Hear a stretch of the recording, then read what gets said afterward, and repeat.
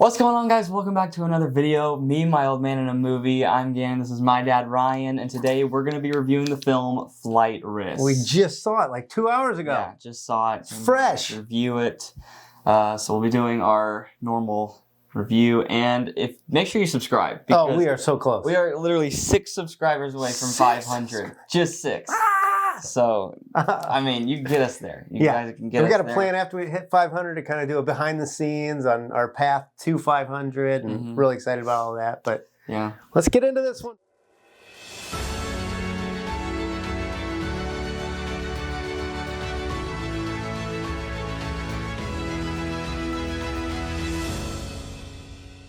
So, I'll read a brief synopsis of the film and then we'll get started. A U.S. Marshal boards a small plane to transfer a government witness to New York. As they cross the Alaskan wilderness, tensions start to rise as not everyone in the flight is who they appear to be. So, this one, I'm not going to lie, I thought it was a really good film. You like this? I did. I liked this film a lot. I mean, I could tell from our short that we did in the theater. Yeah, it was actually really good. Despite it being a January movie, it was actually... pretty entertaining. It was decent. Yeah, so we'll be doing our blockbuster trio, which is the 3 things we liked about the movie, and then our trilogy of change, which is 3 things that we would change about the movie. And then we rate it. And then we'd say, see it in theaters, wait to see it to stream, or wait to stream it, and then or just skip it all together. Pass it all together. All right, so here we go. Who's kicking it off? You can kick it off. All right, blockbuster trio. Yeah, blockbuster trio.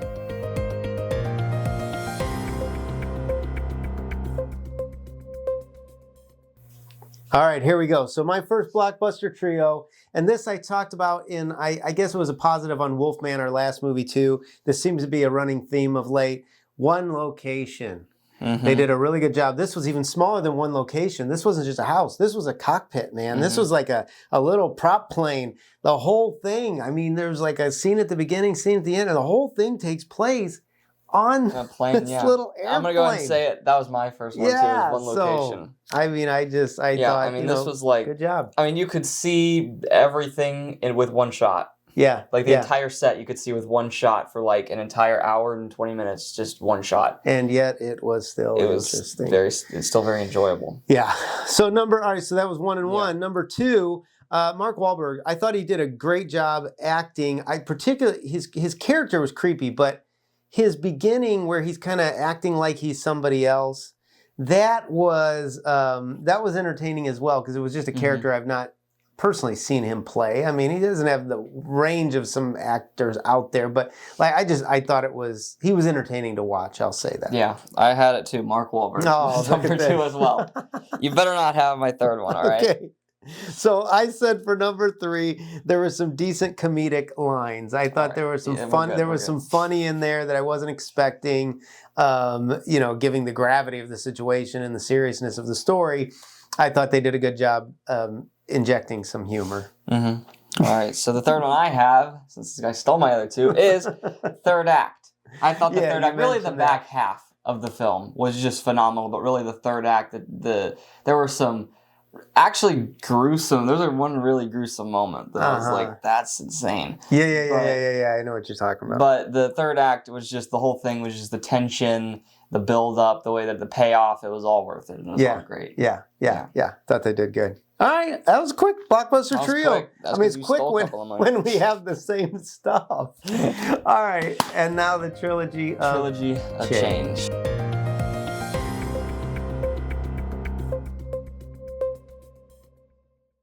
Okay, so here we go. I'm going to top it off. Okay, you want to start? So that I don't steal your thunder? So I steal your stuff. Okay, here we go. The dialogue, the first thing I think is the dialogue was bland at times. Okay, yeah. Did you have that? No, not quite. I thought about it, but I had something else that's close, I guess. I'll throw it in. All right, so I had the dialogue, some of the dialogue was just very basic, kind of like your problem with Wolfman a little bit.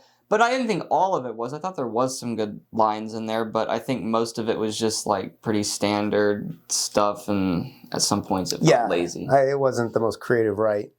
I would say then alongside that, believability was lacking a bit for me. Some of the flight moves that took place, some of the calls that came in from the marshal, like I just felt like I didn't have quite the buy-in on some of this. I was like, I don't think that's how that would have went down, so there was a bit of that, but suspend disbelief, move forward with the storyline, just have fun, something to go see. I think it was fine. It didn't bother me too much. One thing that I would change though is I think that there should have been. So is this number 2 or you're on me? Okay. There should have been more build up at the beginning. I mean, it jumps right in. Yeah.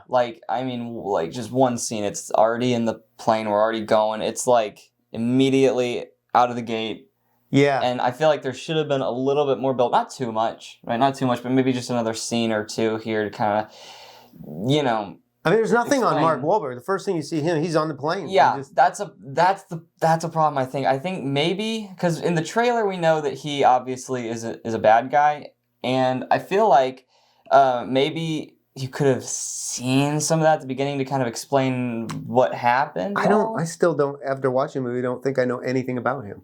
Yeah, I know. Yeah. Like now that I'm thinking back on it, they really don't. He has zero story. Yeah, no. In the story. No story. Like you don't know anything about this guy even up to the end. You still don't really know much. So I think that could have been changed.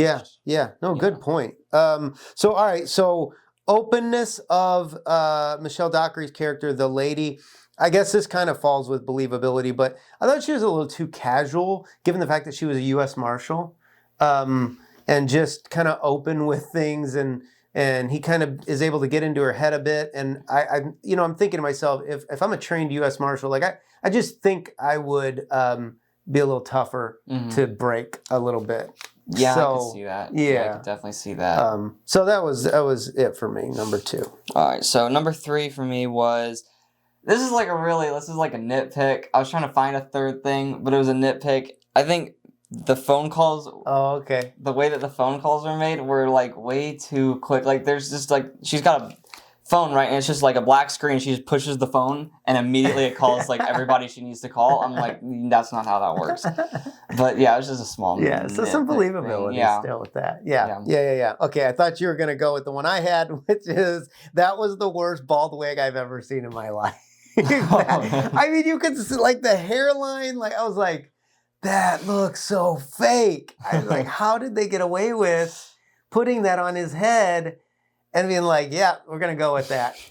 Like it just, and I've heard other people comment on that online, but like as I was watching, I was like, wow, that's really bad makeup. Like, so I think they should have took a little bit more time applying the bald wig. Yeah. Maybe Wahlberg got late to the set and they just did what they did and had to hurry it up. I don't know. But it was.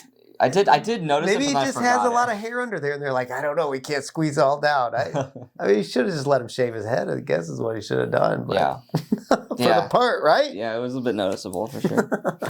But good film. I mean, it's decent. So rating. Overall, I'm gonna rate this one. I'm gonna say about 8.1. Oh, okay. I thought you were moving toward a 6 or a 7. No, 8. Okay, all right. I'm giving. Well, let's just say 8. Yeah. I don't know. Yeah, I'm gonna go 7 on this. And we'll say one. 8 planes.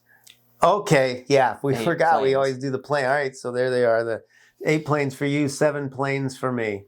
All right, 7. All right. Now we got to tell me. What do you recommend? I think you should wait for streaming. Yeah. I think you should wait for streaming. I would agree. Wait for streaming. I don't think there's anything that you need to see in like the theater for an experience or anything, and I don't think it's so good that you need to see it in the theater. I would almost say you could pass on this one and not lose sleep over it. Like it's not like I mean it's okay, but it's not like you just got to see this. Well, skip it means like it's bad. It's not bad. It's just it's boring. I'm saying go see it. Mm-hmm. Wait for it to come out on streaming. Wait for it to come out on streaming. Yeah. But if you miss it, it's fine. Don't lose sleep over it. That's what I'm saying. I think you should see it. I think it's worth a watch. It's worth a watch if you're, late one night and you're like, there's flight risk. I remember those guys talking about that. Let's go ahead and watch it. Yeah, go for it. Mm-hmm. Yeah.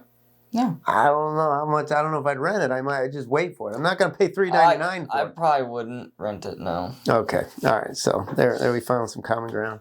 All right. All right. That's our second one of the year. We got 6 subs to go before we Hit Help us 500. get there. Leave a like on this video. We got more stuff coming up this week. Another Movie yeah. Moments is going to be hitting and dropping this week, and I'm excited. Yeah. Channel's moving. All right. See you guys next time.